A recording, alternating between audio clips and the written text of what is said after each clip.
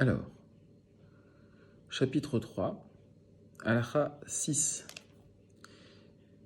Il est interdit de franchir 4 coudées, donc à peu près 2 mètres, ou de prononcer un mot sacré, donc mipiv davar shepikdusha, la tête découverte. Ici, le Kitsur Shulchan Aruch s'adresse aux hommes. Il faut savoir qu'il en est de même pour les femmes. On doit aussi habituer les enfants à se couvrir la tête, afin que la crainte d'Hachem soit sur eux.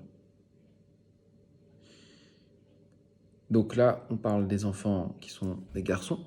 Il faut savoir que le Rav Ovadia Yosef, Zichron Livracha, préconisait de le faire aussi sur les jeunes femmes qui ne sont pas mariées.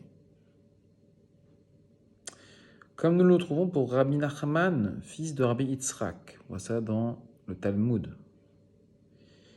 Il est marqué là-bas à la mère de Rabbi Nachman, fils de Yitzhak, des Chaldéens, qui étaient des astrologues, avait dit « Ton fils sera un voleur ».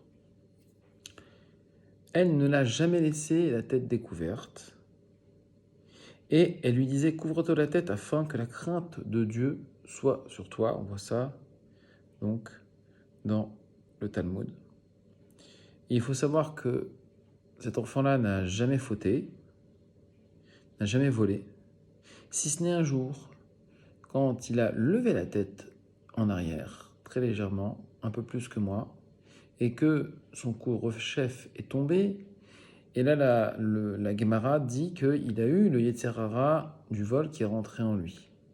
Donc, on voit que la kippa, le chapeau, la casquette, pour les hommes, va protéger l'homme contre le Yetzer Hara du vol.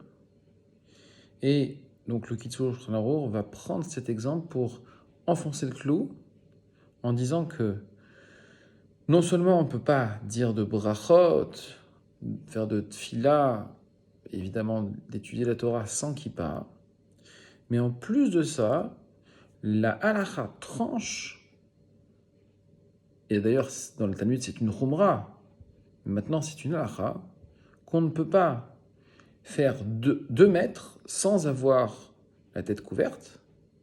Et dans le Yalkut Yosef, il est marqué qu'on ne peut pas non plus garder la tête découverte, sauf en étant en train de dormir, mais on ne peut pas garder la tête découverte le temps de faire ces 2 mètres, même si on ne pense pas à la Torah, même si on ne prononce pas de Torah.